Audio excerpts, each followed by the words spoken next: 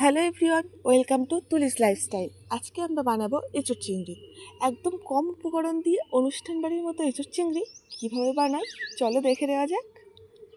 ফার্স্টে আমরা একটা প্যান বসাবো ইন্ডাকশনে, তার উপরে অল্প একটু জল দেব। জল দিয়ে ডুমো ডুমো করে কেটে রাখা আলুগুলোকে সিদ্ধ করতে বসিয়ে দেব। আলুগুলোকে সিদ্ধ বসিয়ে দিয়েছি। এবার আমরা একটা গুঁড়ো মশলা বানিয়ে নেব। তার জন্য প্যানের মধ্যে দিয়ে দেব জিরে, গোলমরিচ আর একটা শুকনো লঙ্কা। এগুলোকে দিয়ে হালকা হালকা নেড়ে নেড়ে আমরা এটাকে একটা সুন্দর একটা গন্ধ আসা পর্যন্ত ভেজে নেব। ভাজা হয়ে গেছে, এটাকে এবার নামিয়ে নেব। ওই কড়াইতে রাখলে মশলাটা পুড়ে যাবে, টেস্টটা আর থাকবে না।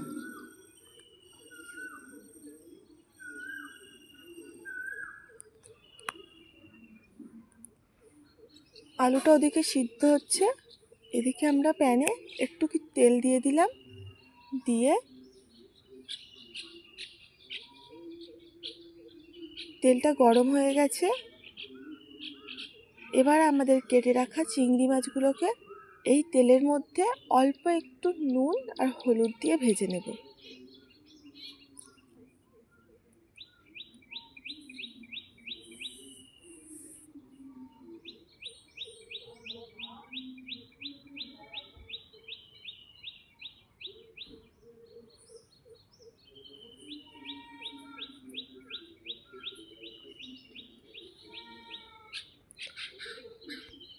চিংড়ি মাছটা ভাজা হয়ে গেছে, অল্প একটু লাল লাল কালার চলে এসছে। এবার আমরা চিংড়ি মাছটাকে নামিয়ে নেব।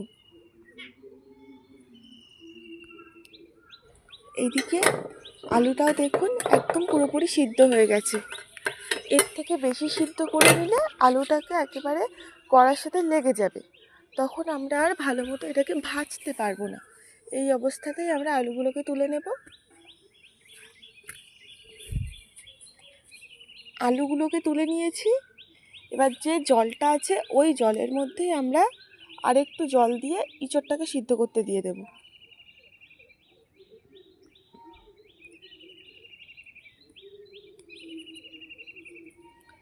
এদিকে ইঁচড়টা সিদ্ধ হোক, ওদিকে আমরা ইন্ডাকশনে অল্প একটু প্যানে তেল দিয়ে ওই তেলের মধ্যে আলুগুলোকে সুন্দর করে ভেজে নেব।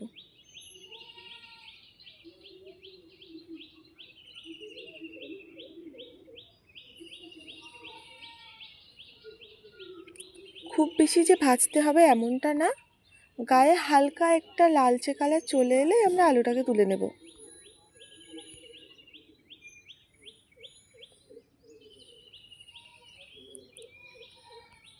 আলুটা ভাজা হয়ে গেছে, এবার আমরা আলুগুলোকে তুলে নেব।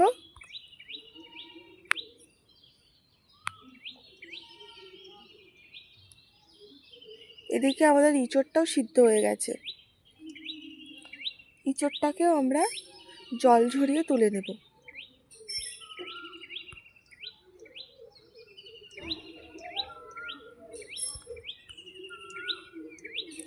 আবার প্যানে তেল দিয়ে দিলাম।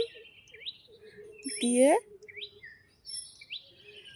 তেলটা একটু গরম হলেই ইঁচড়গুলোকে দেব, দিয়ে হালকা করে ভেজে নেব।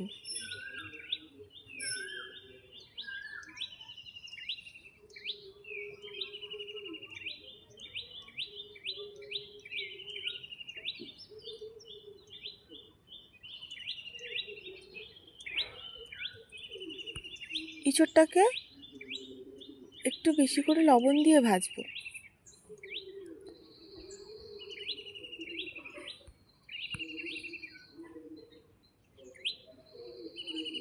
একটু ভালো করে ভাজতে হবে, না হলে ইঁচড়ের যে টেস্ট সেটা পুরোপুরিভাবে আসবে না।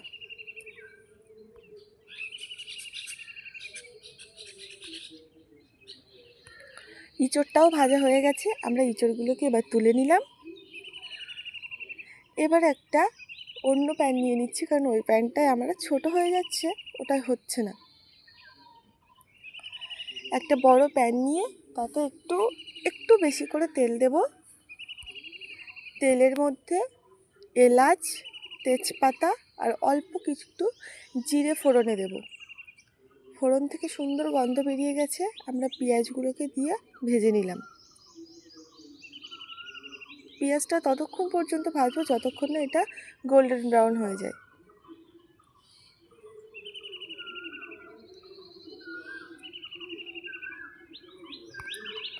পেঁয়াজ ভাজা হয়ে গেছে প্রায়, এর মধ্যে আমরা দিয়ে দিলাম আদা আর রসুন।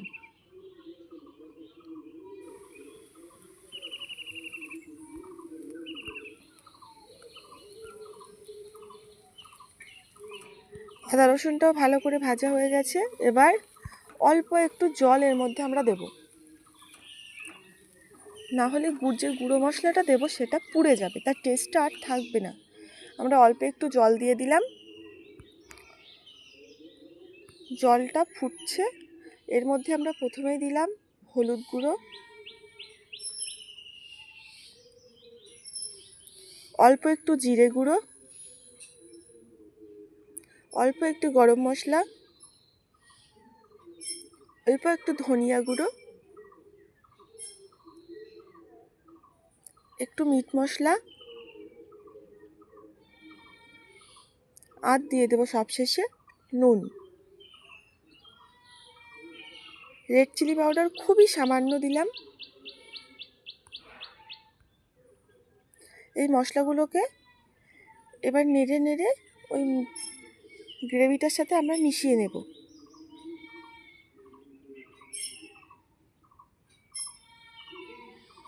মশলাটা একটুই যখন ফুটে যাবে তখন আমরা ভেজে রাখা আলু আর এঁচড়গুলোকে এর সাথে মিশিয়ে দেব।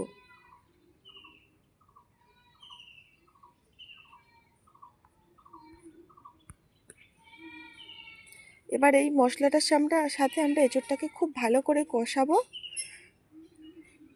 মোটামুটি যখন কিছুটা কষানো হয়ে যাবে তখন আমরা চিংড়ি মাছগুলোকে এর মধ্যে অ্যাড করব।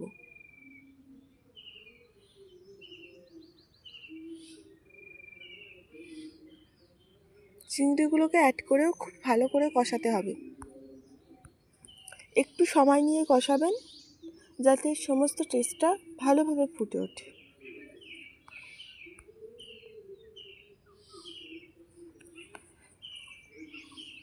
কষানো অলমোস্ট হয়ে গেছে, এবার আমরা এর মধ্যে পরিমাণ মতো জল দেব।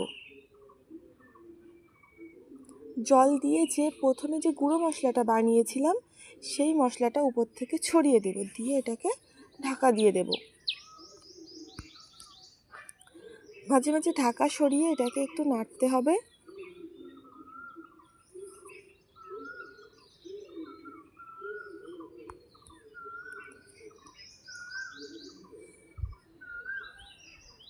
এবার দেখে নেব এঁচড় আর আলু সব কিছুই পুরোপুরি সিদ্ধ হয়েছে কিনা। যদি সিদ্ধ হয়ে যায় তাহলে আমরা উপর থেকে গরম মশলা ছড়িয়ে এটাকে নামিয়ে নিতে পারবো। তাহলে খুব সহজেই বানানো হয়ে গেল আমাদের এঁচড় চিংড়ি। যদি রেসিপিটা ভালো লাগে অবশ্যই লাইক আর সাবস্ক্রাইব করে পাশে থাকবেন, আর অন্য কোন রেসিপি আপনারা চান সেটা আমাকে অবশ্যই কমেন্ট করে জানাবেন। ধন্যবাদ।